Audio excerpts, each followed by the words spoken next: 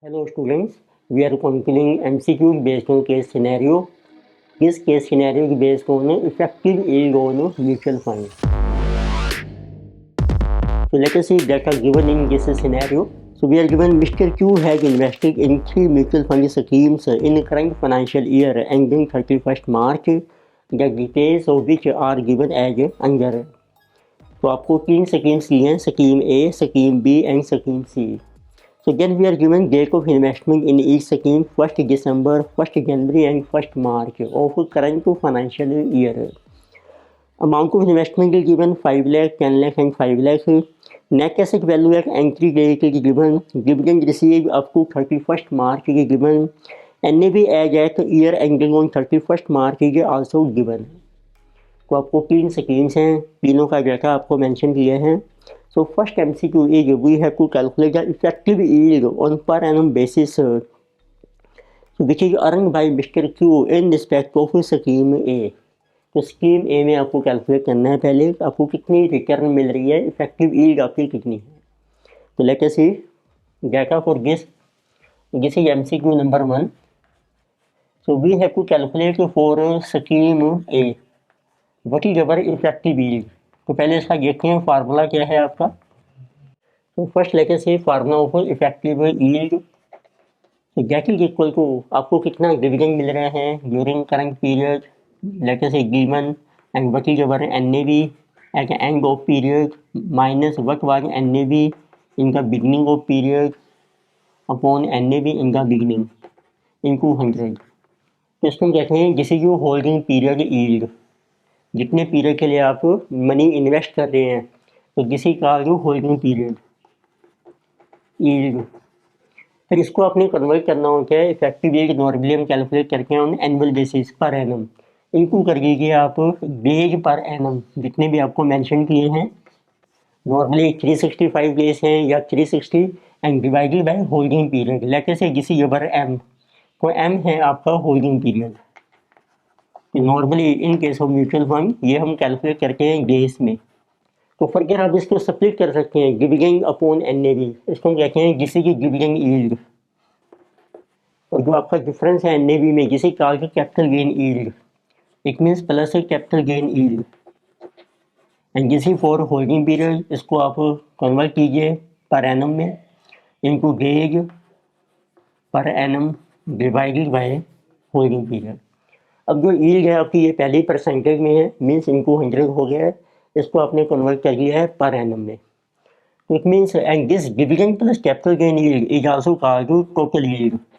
This is our total yield for this much holding period.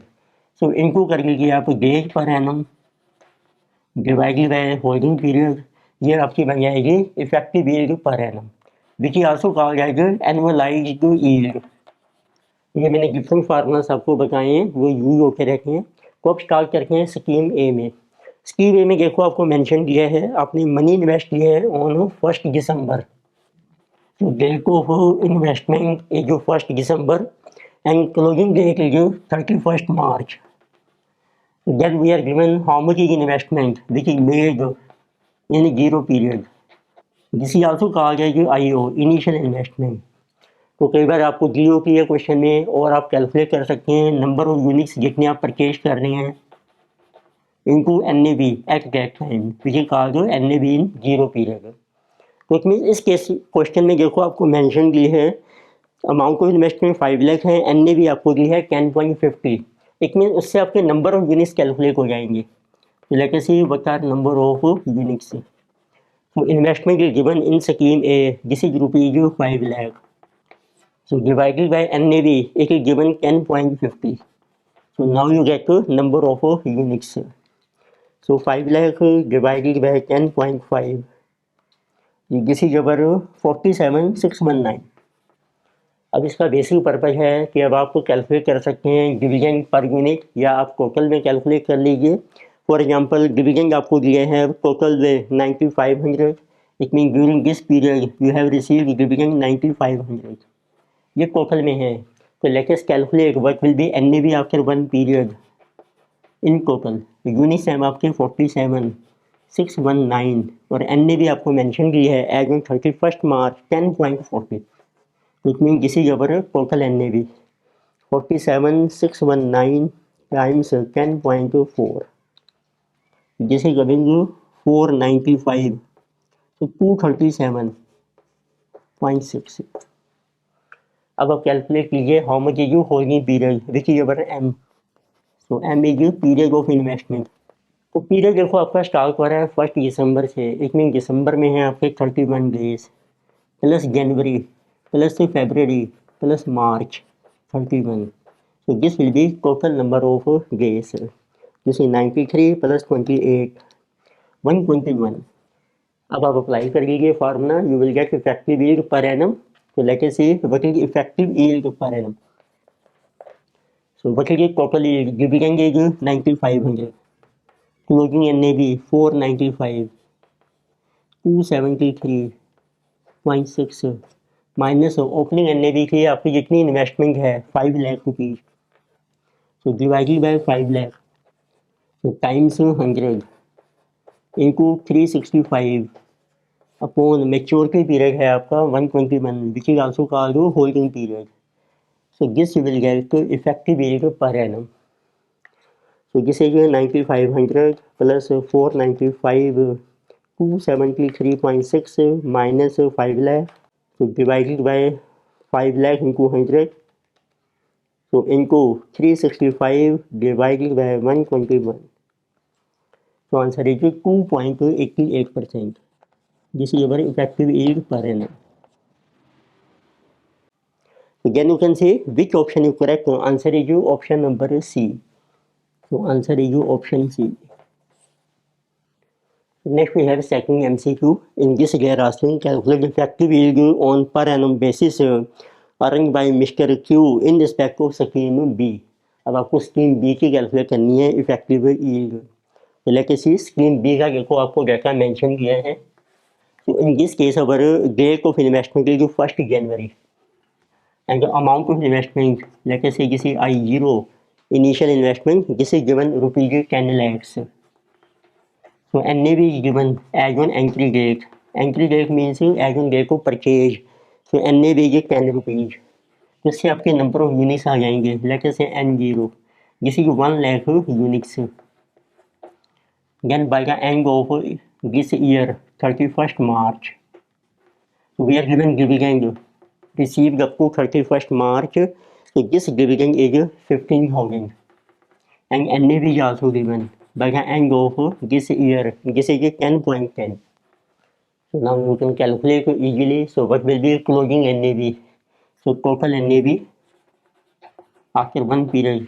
so 1 lakh into 10.10, so this will be 10 lakh 10,000, dividend is already given in total, then you see what is your holding period, so M is your holding period from 1st January to 31st March, January, February and March, so this one is coming to be 90 days, so now we can apply same formula, so you will get what is effective yield per annum, which is also called annualized yield, so that is total income from dividend and capital gain, dividend is 15,000 plus closing NAV 10 lakh 10,000, opening investment 10 lakhs, so divided by initial investment rupees 10 lakh into 100 into 365 upon 90 days, और आप per unit भी calculate कर सकते हैं, तो first let us on total basis, so how much is total income, this is 25,000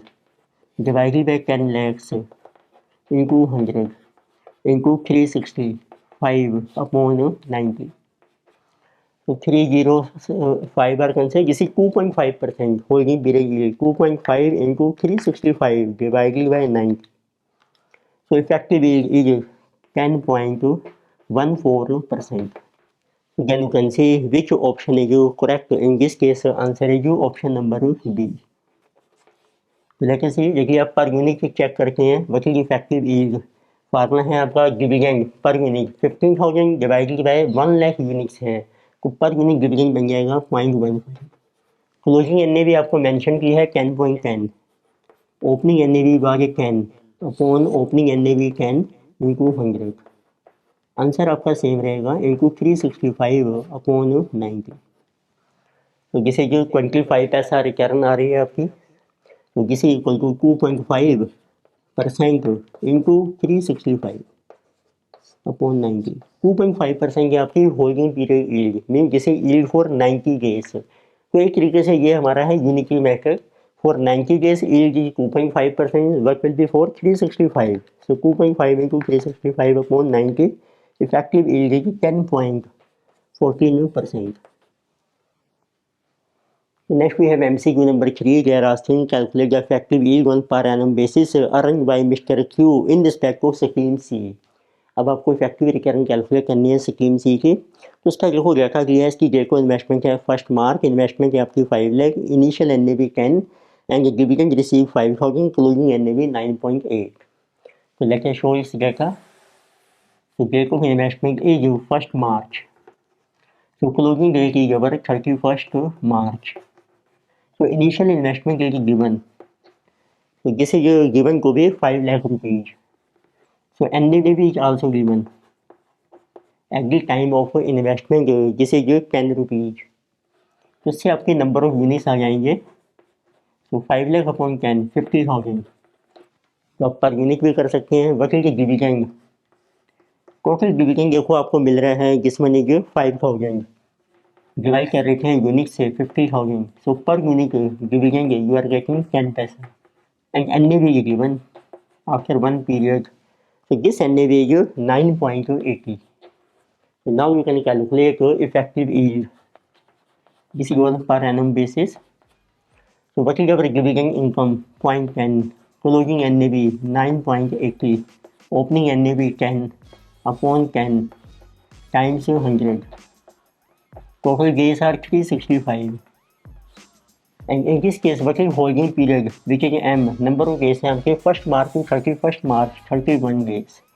तो ये आपका लॉस में जा रहा है, इसमें नेगेटिव है जिसे equal to -0.10 into 100 into 365, so 10 into 31।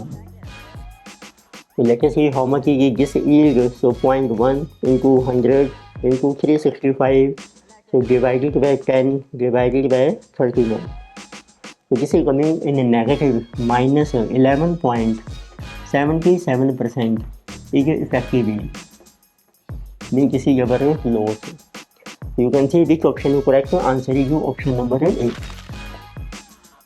In this lecture we did a case scenario based on effective yield on mutual fund. Further topics we will continue in the next lecture. Video आपको अच्छी लगती है subscribe कीजिए, recommend कीजिए, share कीजिए। Thank you.